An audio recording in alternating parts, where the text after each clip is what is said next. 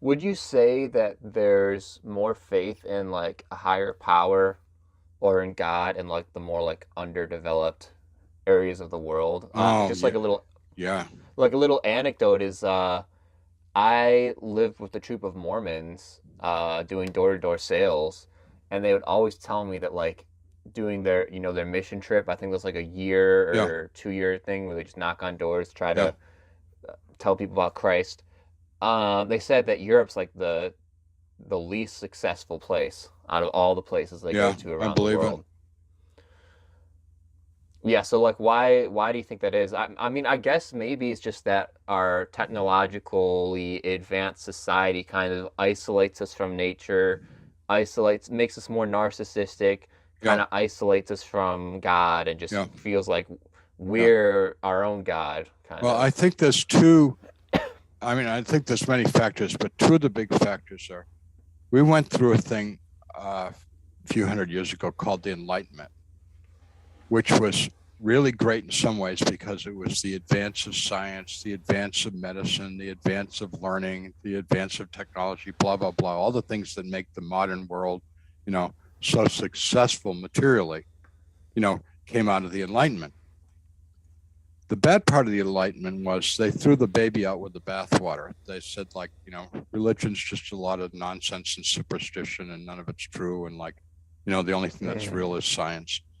Um, and so our society, if you were to ask me what is the religion of the United States of America, and this is more true of Europe, and I've been in Europe a lot and talked to people there, the religion of Europe and the United States is materialism.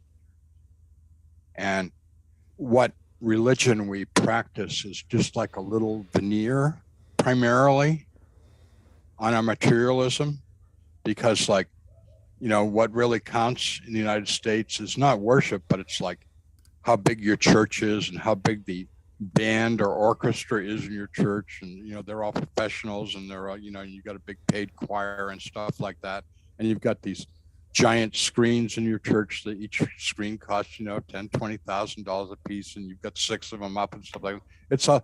I mean, the whole big attraction in religion is mega churches that, you know, as a pastor, and I look at like their budget, and their budgets are like $1 million a month. The churches I've served, the budget would be like, $15,000 a month. Big difference. Um, so our religion is materialism, and I would suggest that a lot of people that call themselves Christians and other faiths are highly materialistic and not spiritual. And um, the other another factor is that we've seen, because of communications, we've seen all the flaws in religion, and there's been so many scandals, sexual scandals, monetary scandals, that has brought religion down in a lot of people's eyes, which is like, oh, guess what? Religious people can be flawed just like doctors, lawyers, politicians, plumbers. If we judge religious people by the same standard we judge plumbers, it would be a much more equitable society because there's good plumbers and there's bad ones, and I've experienced both of them.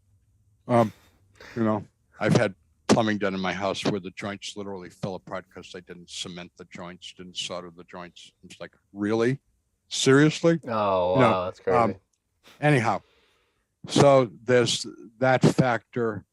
Um, I think the really big factor is that there's a huge increase in narcissism in our society. And another word for narcissism is that another way of defining narcissism is like lacking empathy for other people. That you don't really care about other people. You're only interested in yourself and your self importance.